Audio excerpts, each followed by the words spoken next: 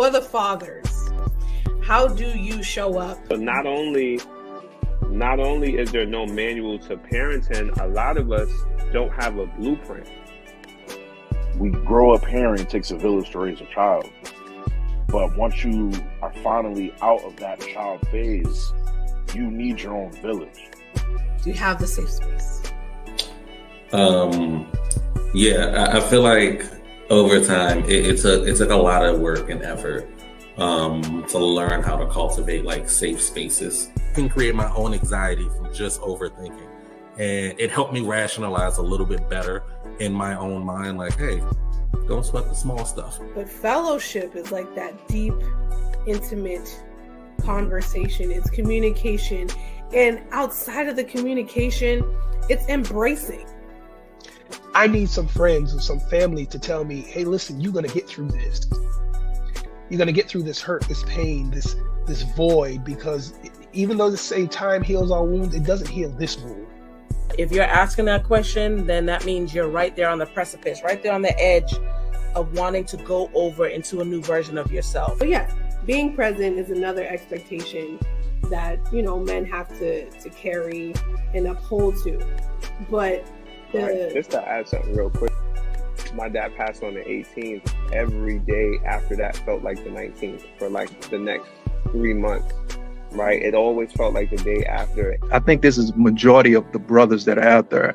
Our weakness is our pride. And that's what gets us into trouble. That's what I just couldn't do it. I just kept trying. And when you say that, it's because I got down on my knees that day. And I cried to the Lord. That was nobody but God, because there was nobody else there for me. That's how I know that sometimes we think that God's not there, and He's always there. We are like nurturers. Yes. But sometimes that nurturing doesn't extend to self. Just remember, anything you do in access usually becomes toxic. You can take your authority back. You are no longer the victim. You are a survivor. You do have a voice. Let's figure out what that voice is, and let's figure out what that voice wants to say. If you have experienced trauma and neglect and misuse, abuse, I want you to know that there is something on the other side of that.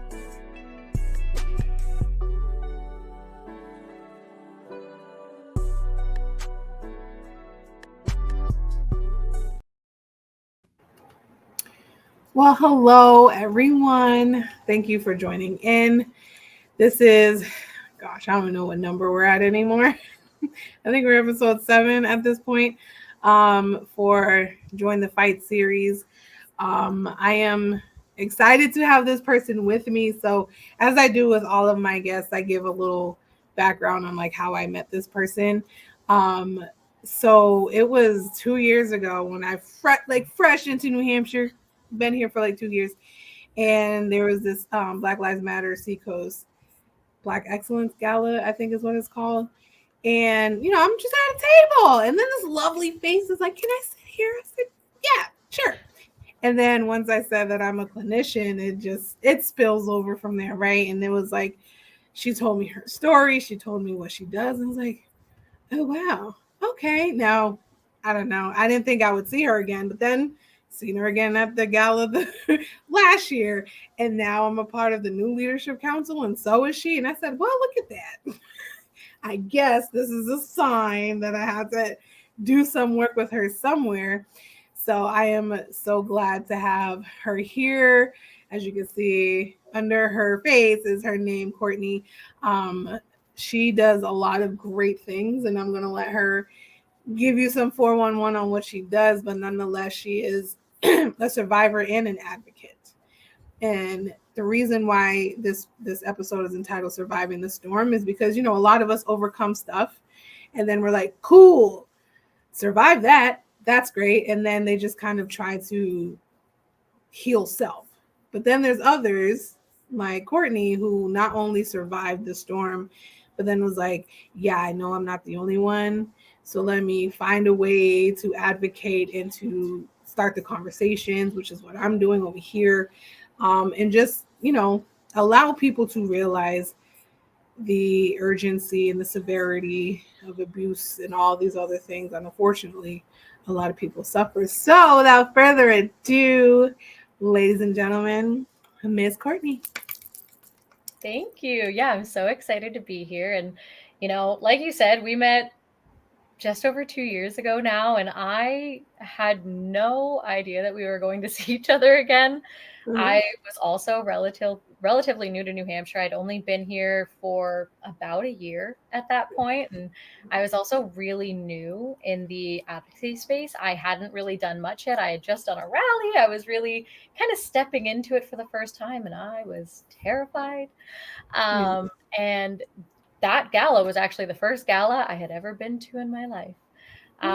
But getting to meet you was really nice, and talking a little bit about some of my goals, because back then, like I said, I was just stepping into it.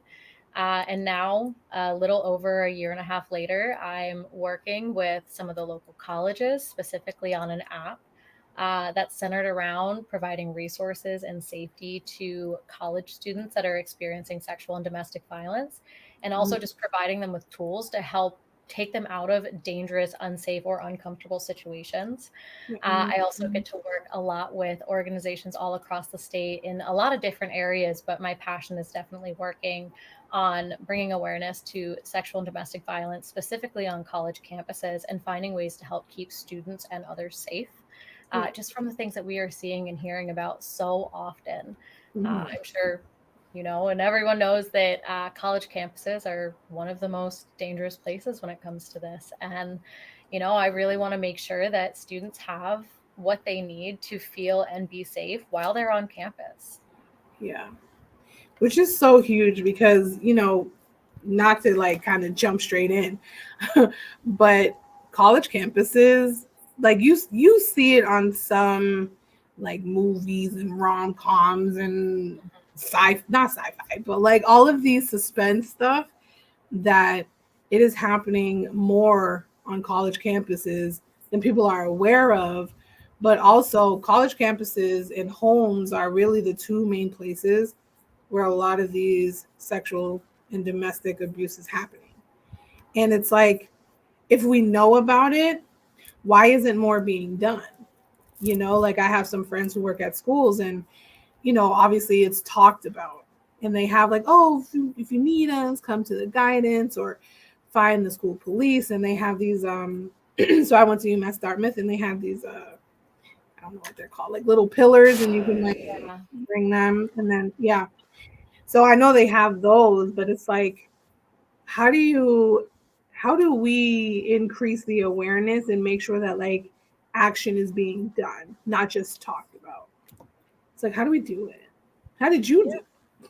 Yeah, well, I think it comes in so many levels. The first thing is, what does that need to look like? We have things like Title IX that's in place that provides a process for on-campus investigations. We have the emergency pillars on many college campuses all across the United States. Get alarm and help bring people in.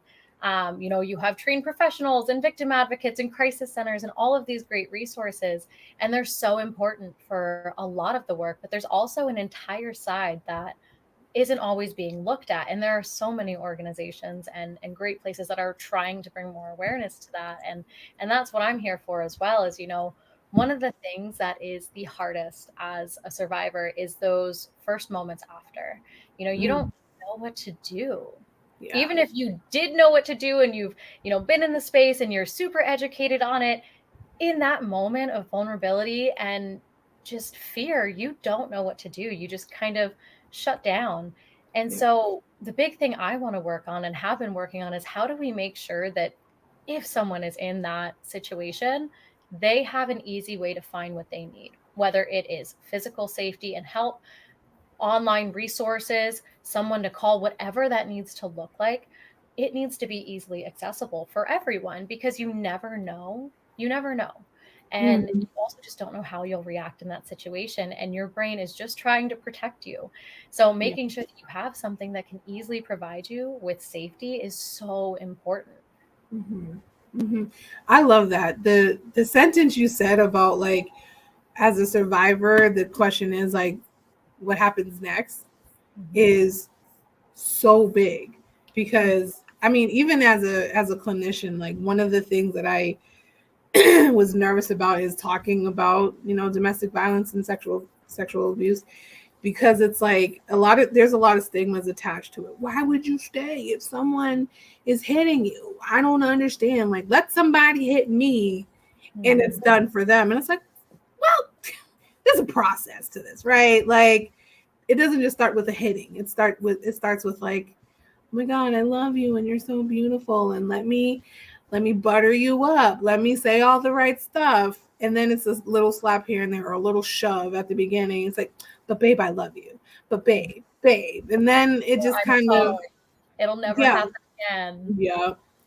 And then it just increases to things that are like so mind-boggling. Like, you're sitting there it might get too graphic, so warning. But like, how do you like sit there and be like, my face hurts, my body hurts because of this person that I quote unquote love, and says that they quote unquote love me.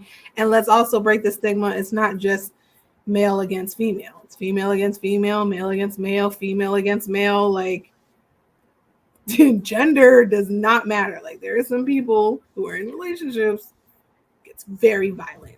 But then it's like, then what? Do you go to the hospital?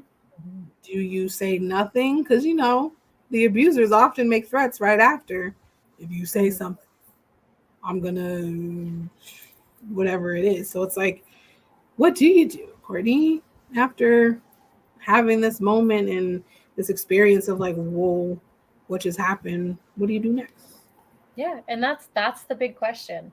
And I think one of the stigmas is that there's an answer, but the big thing is that there isn't. It is different for everyone. There is no right answer. Every single survivor is going to have a different right answer for what is right for them. Yep. There's what's right for you in the moment. There's what's right for you while you're healing. And that is the most important thing to remember, is you don't need to take action on a specific solution. You need to see what is right for you, and making sure that survivors have the opportunity to have that power to make the choice for themselves is also so important. When you've experienced sexual or domestic violence, a big thing you've lost is your power in the situation. So making sure survivors have that is one of my number one focuses, especially early on. If someone comes to me and says, hey, I need help, this happened, I want to make sure that they are in control of the situation at all times. This is their story. This is something that happened to them. And it is absolutely in their right to have control over that situation. I am just here to help and guide them and find the right resources if they need them. Yeah. But as for what's next, it's really just seeing, what do you need right now? First, are you physically safe right now, or are you not? If the answer is no, great. Let's find you somewhere where you can be. Do we need to get you a place to stay? Do you need to go to the hospital? Do you need to go to law enforcement? Any of those is an okay answer. And again, it'll be different for everyone. Yeah. And knowing that, asking them those questions is really the big thing, is never assume. If you are trying to help someone who's in that situation, don't make assumptions. Make sure to ask them, and they might not know, and they may say that. And if they don't know, that is also okay. Be there to help them. But at least ask, start there. So as for what's next, it's so dependent on each person, and making sure that they have the ability to see what their next steps are and then make the choice that's best for them. That is going to be the first key. Yeah, I love that, because, I think fear keeps a lot of people bound, right? Fear prevents us from getting the help that we need. It prevents us from advocating for self, or advocating for someone that we know. Like, fear can really keep us like still stuck and stagnant, right? But then there's like, there must be courage that happens, right? There has to be, I don't know, something clicks, a switch goes off, and it's like, okay, I can't do this anymore. So like, in your own, experience, like, what was that factor that said, okay, it's time for me to walk away, or it's time for me to speak up? Like, what did it take for you to get to that moment? Yeah. So referencing just specifically a situation where I was in a relationship that wasn't overly safe, that kind of switch for me was at a moment that I realized that any life I could imagine with that person and in that situation wasn't one that I wanted. It was like, well, there's nothing better than this, and I also don't want this, and I'm not in a place where I want to deal with any of it. And that was my point of realizing that there's got to be something else out there. If anything I could imagine, if he got better, if he went to counseling, if he did this or did that, nothing was ever going to be something that I wanted. When I thought about any sort of future and said, I can't think of one. There isn't one there. I don't see anything past today. That was the switch for me of, it's time to go. You know, I need to figure out what I want, and I don't know what that is. And maybe it's a day-by-day thing. And in my case, it was for a while. But it was realizing that if I couldn't see past today, then why am I staying? You know, and I took a really big leap. And that's actually how I ended up in New Hampshire. Was I packed my bags and I left the state that I had lived in for most of my life and decided to start over here.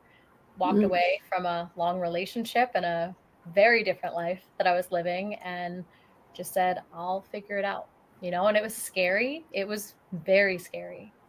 But there was never a fear that could have matched what I felt in that home with that person. And that brought me a lot of peace, you know, is when you're afraid to leave because you don't know what's next, you know, at least you when you're in this situation, you have this kind of mindset of, well, at least I know what's going to happen. At least I know what to expect. I'm never surprised. And it's just kind of this mindset of, and this is one of my favorite quotes, and I don't remember who said it to me or where I saw it, but it's been one of my favorites for a while, is that we are always going to choose a comfortable hell over an uncomfortable heaven, because we've been taught that discomfort's bad.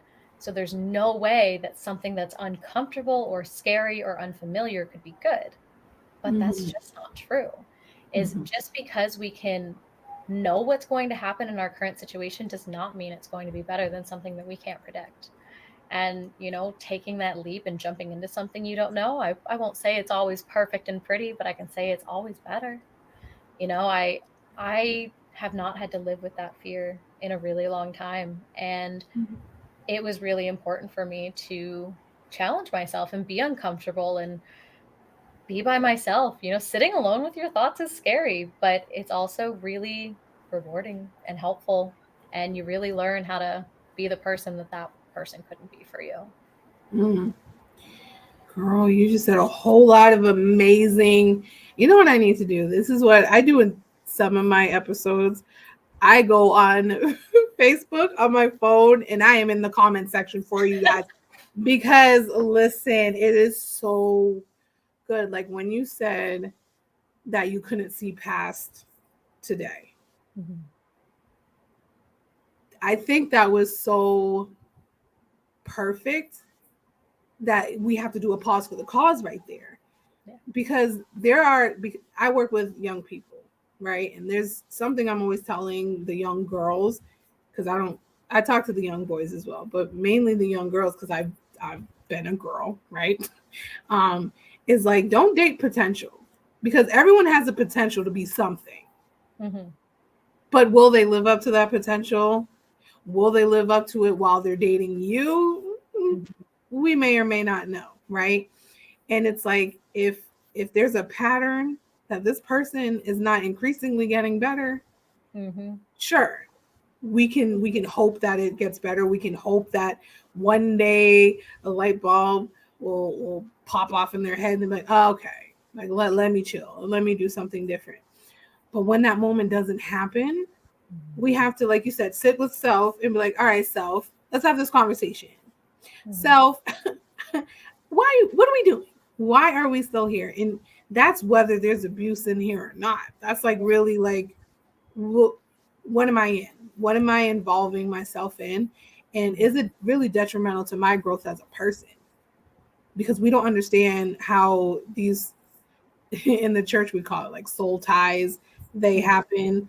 And it's like when you tie your soul to a person and they're not advancing, you're almost withholding your own progress because of it. Yeah. And people don't understand that magnitude. So when you said that, I was like, ooh, that is good.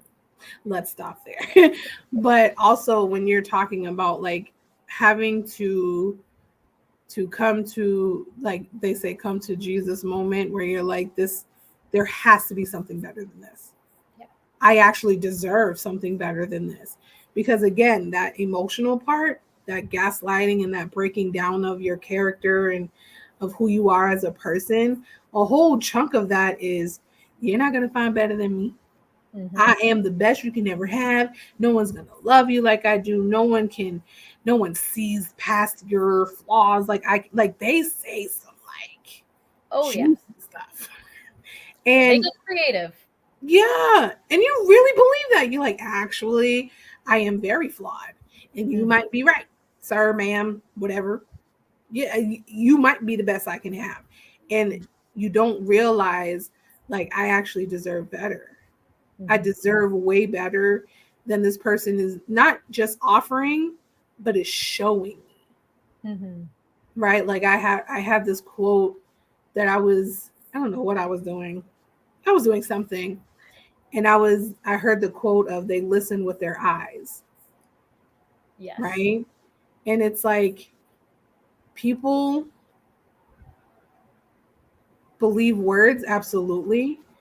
But it's like, okay, words are words, man. Like if their actions are showing something contradicting. Like my mom would always say, people can fake the funk for a little bit. They can lie to you all they want to. But at some point their behaviors show. And that's what you have to pay attention to. And so, I'm glad you were able to find that within yourself and say, like, even if I have to do it scared, let me do it. Even if I have to uproot myself from what I know and where my resources are, like I deserve to see what's on the other side of this thing here. And that takes courage. But then when you found yourself uprooted and in this lovely granite state that we live in, what work followed that? Like what was next for you in this journey of I left here, removed myself from here, and now I'm just, what is this? What'd you do? Yeah.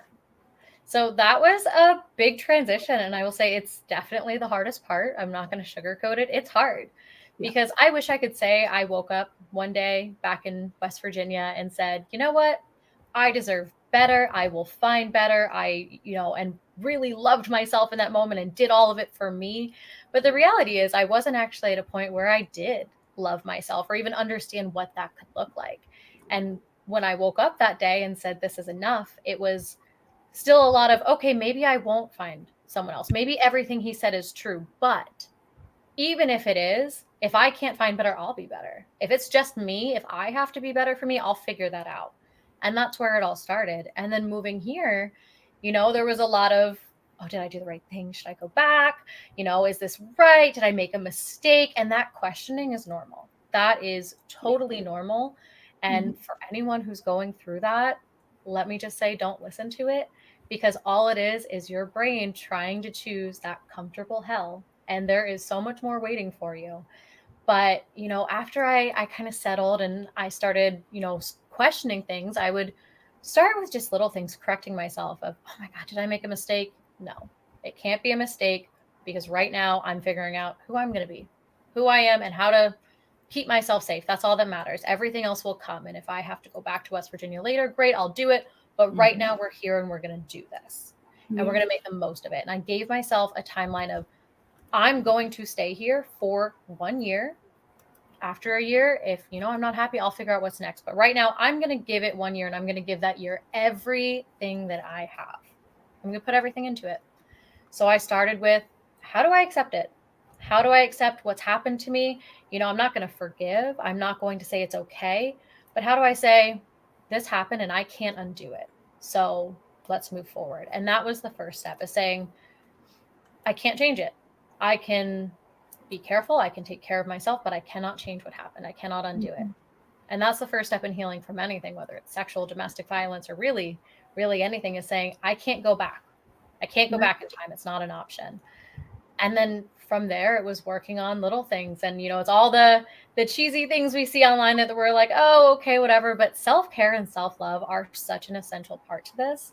And, at some point we all start and we're like, this is really cheesy. I feel kind of funny. Good. Feel funny. Laugh at yourself with it. Have fun with it. Like, it doesn't need to be super serious, and it's not always just going to click just like that. It takes time. It took me 2 years probably to get comfortable engaging in this self-love and the self-love activities that I liked to do. And take your time with it. But, really prioritizing learning self-love and prioritizing what self-care looks for you in that moment. And it could change day by day. It could change month by month. That's fine. Change your mind, find what feels good in the moment and do that, and just take care of yourself. And then when, you get there and you're feeling better, the next thing for me was self-forgiveness. I didn't do anything wrong. Yeah. But I felt like I did. Yeah. I felt like I had done something to deserve this. Or even after I got past the point where I wasn't blaming myself, I was like, why did I stay for so long? Or why did I put myself in this situation? Or why was I here in this room? All the questions on any situation you can find. There was a lot of this, why did you do it? Why couldn't you have just chosen something different? And at some point I had to sit down and genuinely say to myself, Courtney, I forgive you because you didn't do anything. And you don't really need forgiveness, but here it is anyways, because you didn't do anything wrong. And I want you to hear it, that you are forgiven and this isn't on you. And I remember the day that I felt so silly. I had a therapist tell me to do it. And I was like, oh my gosh, this is ridiculous. And I looked in the mirror and I said that to myself and I just broke down. Like I just started crying because it was the words that I had wanted to hear from someone else for so long, but really could have only come from me. No one else could have told me they forgive me because, again, I wasn't the one doing anything. But I needed to forgive myself because I was mad at me. And when I got past that, I was really able to move past that self-blame, and that changed my world. Yeah. Everything was different after that moment. That is huge. Listen, you are saying all the right stuff, ma'am, and I need people to watch this because what that last part is one of the biggest hurdles that a lot of people get through.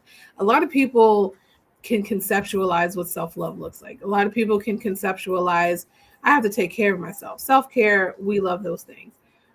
But when we find ourselves in this journey of self-love and healing and refreshment, feeling renewed, we get so far, but then this guilt and shame and kind of is just like, let's just put that car in reverse for a little bit.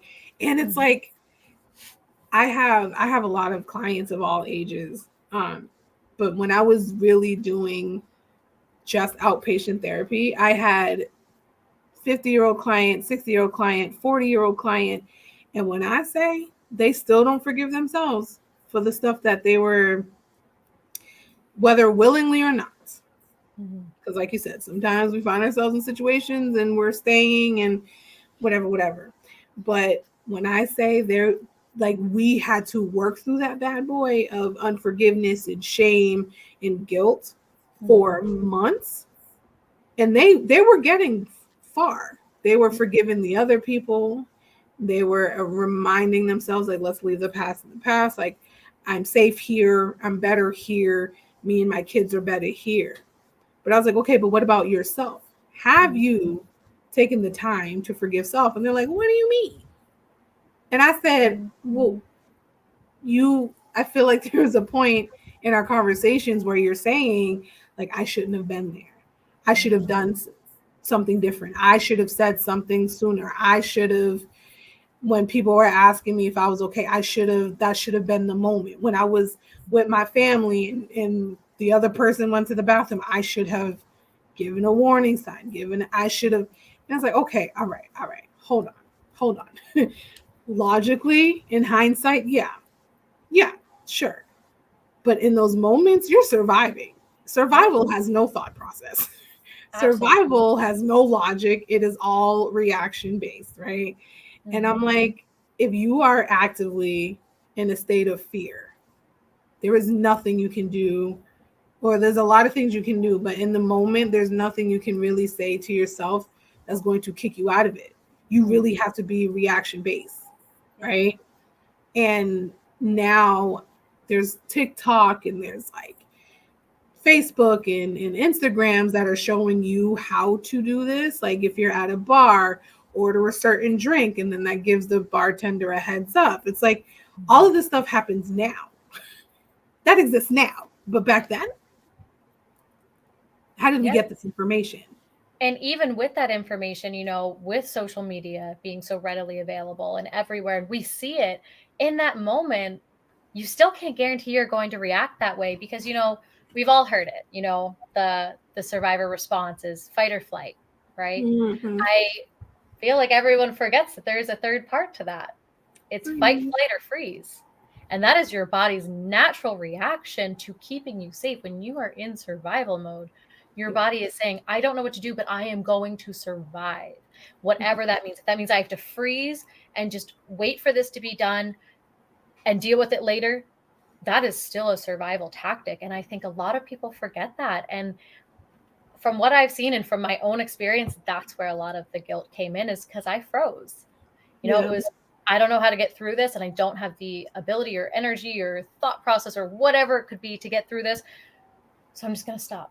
I'm just going to zone out. I'm going to dissociate. I'm just going to stop. And that was me freezing because I needed to. My body needed a second to catch up. And so learning to forgive that was really hard because I was like, look at all the time you wasted. Why did you stay here? Why did you choose this college? Why did you choose this person? You know, all these different questions until one day it was, whoa, I was just trying to protect me. And, you know, for me, it really worked to kind of separate me now from me then and look back and say, wow, 19-year-old Courtney, she was just trying to survive. She was just trying to do her best. 21-year-old Courtney, she was just trying to make it through to tomorrow. She was just trying to show up for the people she needed to show up for, you know, and look at it like that of, I didn't know what to do. And, you know, my body was trying to survive. My mind was trying to survive. And I also didn't have the access to the resources back then or the knowledge that I have now. So how could I ever expect myself, like 21-year-old me, to react the way 27-year-old me would react today? You know, you can't. It's a different situation. It's a different time. And you were just trying to protect yourself. And you should thank yourself from back then because they did a really great job at getting you here. And it's hard to forgive because it feels like it's your fault, but it's not. What you really did was get yourself here. Ma'am, I'm about to turn my mic off and just let you handle this because, yes, ma'am. The part about forgiving yourself, yes, loving yourself, absolutely, but reminding yourself, I was just surviving. Like there's no harm in surviving. Your brain is literally conditioned to help you to survive. Now, most of the time that doesn't look like always fighting because at some point even your system is like, I have no more fight left. Yep. This is it. this is all I have. But on the other side of that is in my surviving, sometimes I have to escape. Like disassociation is one of the brain's biggest tactics of let's survive this moment. Yes. So while these things are happening to you, let me mentally escape because now it's just happening to my body. Right? I'll feel it, whatever, but mentally I can't be there. Emotionally, I can't be there. And so when you leave and then you return back to your, I mean, it's not like a literal, like you leave your body and come back, but the mind can play tricks on you and she does a good job. But like when you are disassociating, it is literally like, I'm not here. Yeah. And if you know, again, this could get a little graphic, but stay with it. Stay with me, guys. When you have to constantly come in and out of reality, you lose so much of yourself. You question like what's real, what's not real, how do I feel about things? Who am I? Like there's so many questions that happen. And this is why, unfortunately, abuse continues. Because you have a person who's literally like, I know nothing, I have nothing, I feel nothing. What do you expect me to do? Right? And there's like so many people who don't understand what this looks like, whether from a parent standpoint, a friend standpoint. It's like, how do I show up for the people in my circle? And I love what you said earlier, where it's like, there's no one right answer. It's like you just help the person navigate in their timing, in their time, like where they are at that point, and be like, listen, I'm here. When you're ready, you're ready. Don't shame the person because they already, as we were talking about before, they already feel the shame. They already feel it. Don't be like, oh, you're stupid for staying. It's like, don't say that. That's like the worst thing. Can we talk about that? What are the worst things to do? Because we talked about what we could do to help. What are the worst things that kind of force people to break down even more or shut down even more? Yeah. So some of the easy ones are going to be victim blaming. And a lot of people do this without meaning to. I have seen people do this to friends, family, loved ones, people that they are trying to help, but yet because society has kind of ingrained this victim blaming mindset and language on us, we almost do it automatically without even meaning to. So really taking a step back before you say anything, before you react, think about it. What are you saying and who are you saying this to? Take a second and think, could any of this be victim blaming? Am I saying, why would you? Are you putting any emphasis on them? Because that's not going to help. The other thing is are you just offering solutions? Are you just offering advice? Are you just what exactly, how are you responding? It's not helpful to just make an assumption and say, this is what I'm going to do because it's going to help. And I think that's a mistake that I've made in the past. And a lot of people who, that we want to do good work in this area, we can make this mistake too. Everyone can. Is that, especially if you've been through, we have this thing of, okay, I've been through this. I know what helped me. Let me just help you. Let me tell you. Let me do it. Making those assumptions is not going to help. It's actually so harmful, and it's just going to shut someone down, especially if they looked at you as, oh my God, this person could be a really safe, helpful person for me. And then you just come at them with, do this, do this, do this. It worked for me. Maybe they've tried it and it didn't work for them. So you saying this is the solution just made them feel like there isn't one for them. For sure. We can't make assumptions, and we really have to be very careful about our language, whether it's victim blaming or triggering language, because, of course, we're talking about a very sensitive topic here. And someone could hear it and it could be really harmful, which is why just like every time we've gotten a little bit deeper, hey, we're going to go a little bit deeper. This might be a little bit triggering. Here's a trigger warning. Using warnings with that is really helpful. Yeah. But yeah, not using those and just kind of going in on it or throwing trigger words around, really harmful. So, if you're wanting to help someone, take a step back first. Ask yourself some questions and see what language you're using. Yeah. That's so good because, what I've realized, and I get questions on these all the time, like, how do I show up for a friend who's an addict? How do I show up for a family member that's an addict? How do I show up for someone who's grieving? How do I show up for someone who's in an abusive relationship? And the best thing I say is like, be there. Yes. Right? Because your presence alone is probably what that person needs in that moment. They need to feel your energy. They need to feel like I'm not in this alone. And even though I'm not like trauma dumping on this person, they're here. And I need that, right? Because words get really complicated. And sometimes our intentions are so good, but then by the time it leaves our mouth, it's like, yeah. What did I say? I don't know. I probably just messed this up. Oh my God, awkward. You know what I mean? And so what I tell them is what we were told as clinicians back in our master's program. It's like, learn how to be uncomfortable in certain spaces.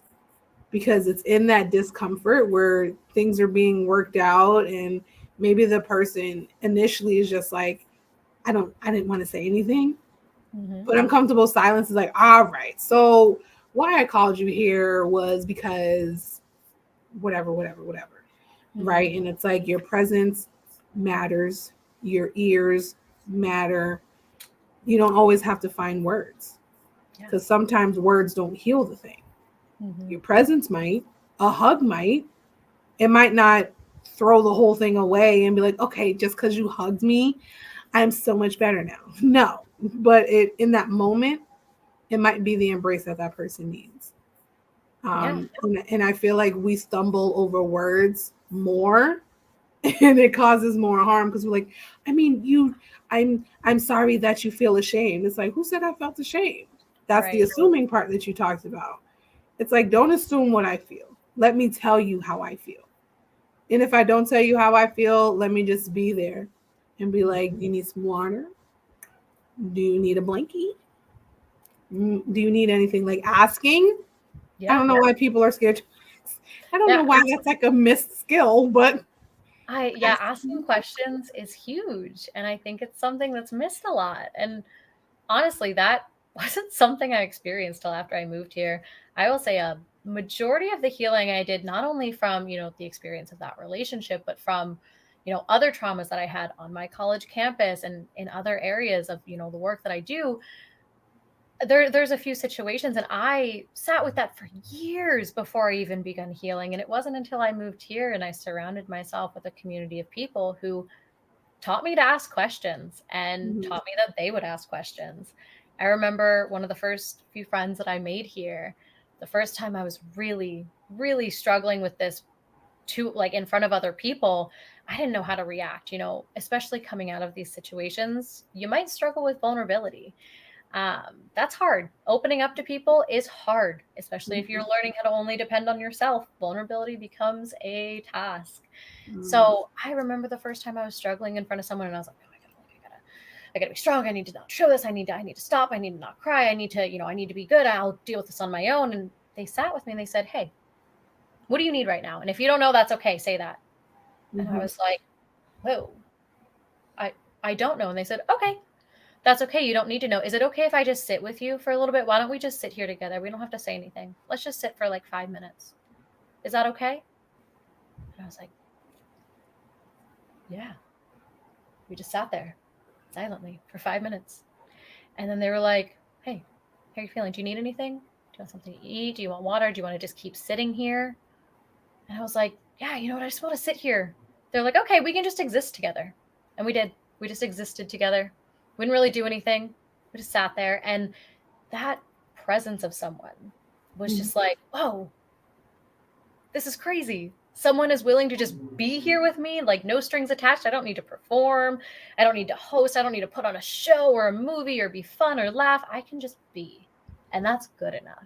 And it changed my world. And the fact that someone asked me that, I was like, whoa, hold on. And it was so helpful. And asking questions like that is, like you said, it's a missed skill. It's something that a lot of people need. And it's okay if the answer is, I don't know. You can offer a few things and say, hey, and if you don't know that too, that's okay. We can just, do you want to just sit here? I'm happy to just be here with you. I'm here. Yeah. That's huge. It's so good because what we don't realize is we're dealing with a person who has suffered to a point where their humanity has been stripped from them in moments, right? And so when you ask them, like, what do you need? It's a whole shock to their system because it's like, I don't know. No one asks me these things. People just assume what I want. They assume what I need. They don't even ask. They just kind of do stuff. And it's like, why don't we take time to get to know where the person is by simply asking questions? Like a lot of people ask me like, oh my God, Jermaine, you seem like you're so good.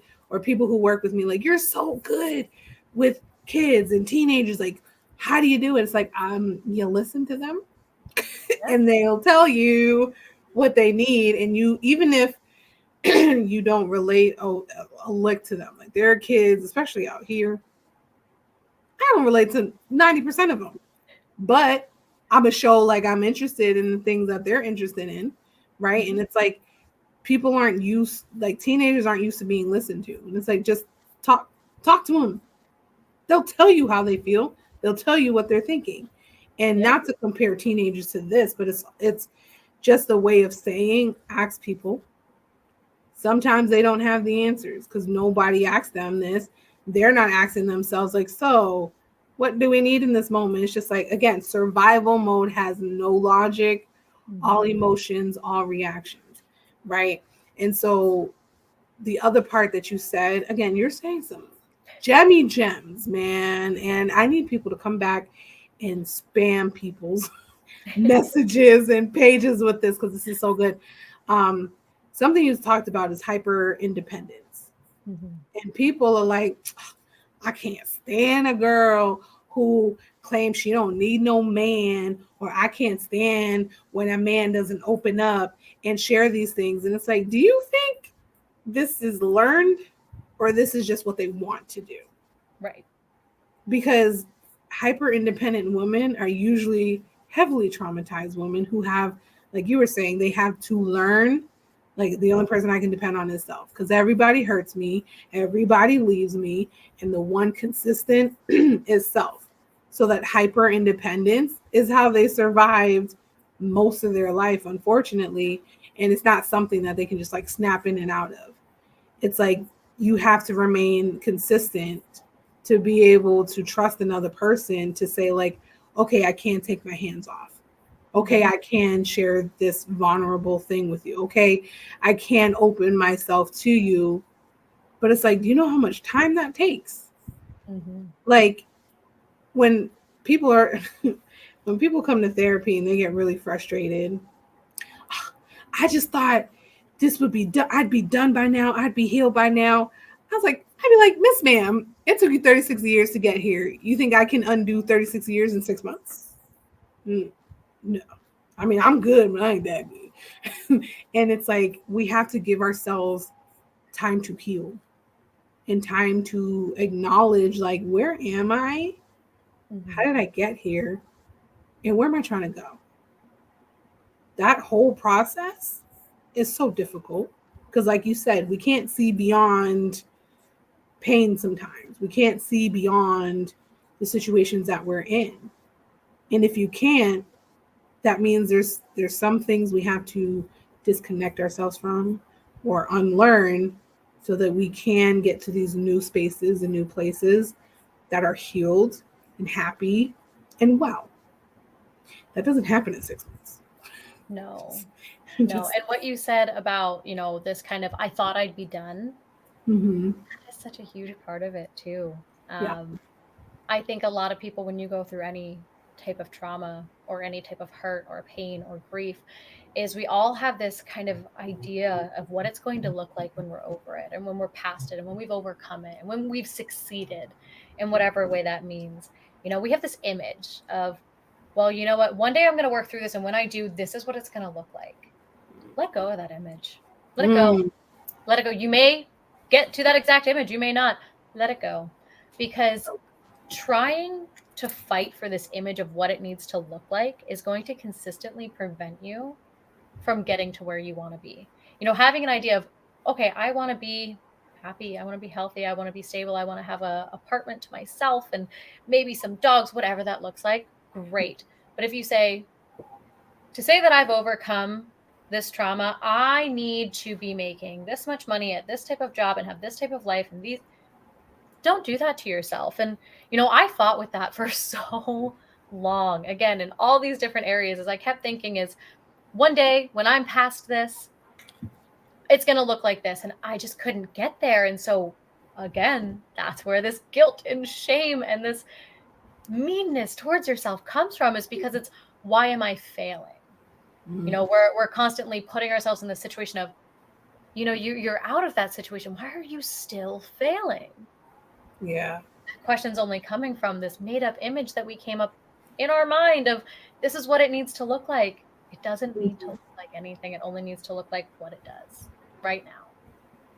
You'll get to a point where you'll look back and say, that image, I don't remember it. I'm glad it doesn't look like that. Just be where you are now. Don't fight for that. Fight for where you're at right now and what you need right now and what's going to make you feel good right now.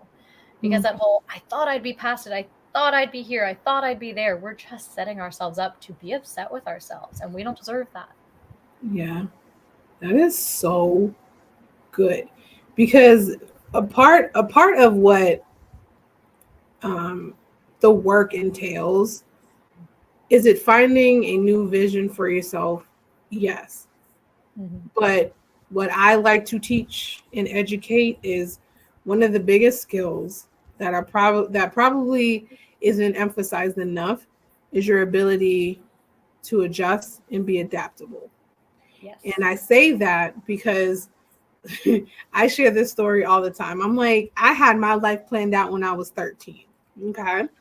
My aunt was moving and she sent me and my mom like a whole box full of books.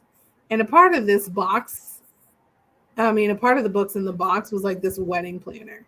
And when I say baby girl was in there, I had everything planned out. I had what my husband was wearing, what I was wearing, what the bridesmaids were wearing. I had it all figured out. Then I was like, let me not stop there. Then I had this sketchbook and I was sketching how my house was supposed to look and how many floors it had and each room and what that looked like. Ask me if any of that has happened yet. And I'm about to be 35 in 2 months. So like none of it. None of it. And I like to envision this stuff. Mm-hmm. And I was like, by 27, I need to be married. By 35, I need to be a mogul. By 39, I need to be on the verge of like having my name in lights so that I can retire by 55. Okay. Mm-hmm. Now, I had planned, God had a plan, and a lot of other people had a plan. And I'm just like, ooh, mm-mm. Now, could I have given up on myself and my life because what I envisioned didn't happen? Absolutely. And were there times where I'm like, what I'm seeing is not what I wanted to see, so I'm done. But if I can remain adaptable, if I can remain teachable, whatever it is that I want to achieve, I'm going to achieve it. Now, whether it happens at 27 or 47, I'm going to get there. Mm-hmm. Because I'm focused and I'm determined to get there. And a lot of people want this quick, I'm healed and I'm done and now I don't feel things. And it's like, baby, if I can do that, I'd be on some island with my feet kicked up because I would have found the cure to life. Right. But that's not how it works. And so if you can, I love that you said, like, don't have that vision because we can get stuck. And we can do more damage to self, that negative self-talk and just beating yourself up because what you saw for yourself isn't happening or it's not happening quick enough. And it's like, let's be kind and remind ourselves of our humanity. And this stuff takes time. Healing from physical wounds, that's quicker. But that emotional stuff, that mental stuff, it's almost like a rebuilding of some sort. Absolutely. It's like I need new materials. I need a new blueprint. I need to start from the beginning. And that's scary for a lot of people. They hate those words. What do you mean I'm going to start over? It's like, listen here. You know how many reset buttons I had to press in my life? Yeah. And I didn't have to go through half of these traumas that other people go through. But it's like a reset. Like, ooh, that was a bad day. Okay, reset. Mm-hmm. Let's keep working and be adaptable. But nonetheless, we are approaching the hour time, believe it or not. This was so good. And listen here, I might have to spam the world with this because I don't know, something about this series was good. And it's not because it's my series. It's a series with a lot of people. But this is a good way to, I'm not saying this is my last episode, y'all. I don't know. It might be for this series. I don't know. But nonetheless, it's so informative and it's necessary because the whole point of this series was to disrupt some systems, disrupt some thinking, disrupt some norms, because we have to talk about things that other people aren't talking about. And this is one of them. This is a very sensitive subject that a lot of people don't want to listen to or talk about or whatever, but it's like it's needed because it's plaguing way more people than we're aware of, right? So as we mentioned before at the beginning, you have done some advocacy work. You've done a rally, was it? Mm-hmm. And she has an app, ladies and gents. Tell us about the app. Yeah, so let me start with, it's not mine. I didn't create it. I do just work for them. I have the honor of working with them, honestly. They are so amazing. The app is called USafe US. It was created by the Preventions Innovations Research Center under the University of New Hampshire. So it was created here in New Hampshire. And it's an app for college students that are either living on campus or going to school on campus that are experiencing any sort of type of violence or are just looking to be safe. It is literally a pocket safety assistant in a way. It has features to get you out of uncomfortable situations. It has features to send you fake calls, text messages that you can fully customize, time to leave things where you can, you can send these different notifications. You can send people your location to say, hey, watch me, I'm on my way home while walking home at night. But one thing that separates us from some other apps is that we really, really value privacy. And anytime you share your location, we do not hold it for long. It is very temporary, and the person you send it to also only temporarily has your location. So you don't have to worry about adding and removing people off of like Life 360 or Find My iPhone. You can just give it to them for the allotted amount of time. We have an angel drink menu, which is a disguised drink menu with real drinks and recipes on it to really make it look real. And in there is one called Angel Drink. When you click on it, you show it to a server, a bartender, or anyone, and it says, hey, I need help. Depending on the drink you chose, it'll even tell you what type of help you need. Call the police, I need an escort, or something like that. And then finally, the last few ones are going to be different resource options. We have a what's next, a find help, all different ones there. But specifically, kind of wrapping us back up to what we talked about at the beginning is if you are ever in a situation where you need to ask yourself, what is next? This app is going to help you walk through that in a way that gives you full control of just knowing what your options are. It does not decide anything. It does not do anything other than tell you what you can do and help you try to make the best decision to keep yourself safe. So if anyone has questions, is looking for more resources, whether it's through USafe or others, feel free to reach out. I'm always happy, to answer questions or help find you the resources you need or connect you with the right person who can. And I love this. I have it downloaded on my phone. I sure do. Now, am I in college? No. But again, when you work with young people and when you are a resource individual, you just kind of make sure you have the resources so that in these conversations that we are having and people like, so what do I do? Here you are. USafe. It is on USafe US. Yes. It is on Apple Store. It's on both Android and iOS devices. It is for your mobile phone, and you can sign in with the school that you're going to. So all of the resources are also going to be custom generated based off of the location you are in and the school that you choose. Right now, we are available for all New Hampshire schools, except for, I think, Dartmouth, but every other school does have USafe US. So if you are a student on the campus, the app is completely free to you.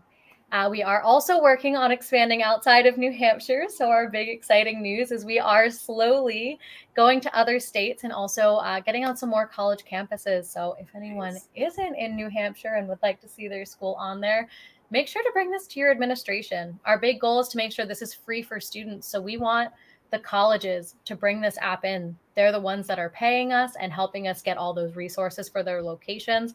So bring it to your administration.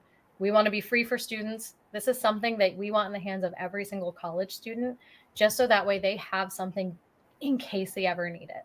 You never know. We also have resources if you're the friend or family member. So if it's someone that you can still use this app as a way to help you get what you need and help them get what they need. So definitely either reach out to me, reach out to us at USafe US, or let your administration know you want to see us on your campus. I love that she's so good with pitching because listen here, I will stumble and I'm pitching my own stuff. You hear me? But Courtney, thank you so much for coming on. This was absolutely necessary. This was informative. This was empowering. This was encouraging. Those might be synonymous, but anyways, I don't English. I paid a lot of money to get these letters, so I don't have to English anymore. But in the meantime, in between time, I ask everyone who comes on, is there anything you would like to leave? Your final words of, I call them call to action, because the whole point is not to just start the conversation, but to continue the conversation. So we started in hopes that you guys are taking this to your family, to your churches, to your programs, to your jobs, and saying, hey, there's a conversation that I saw and I heard they were talking about this.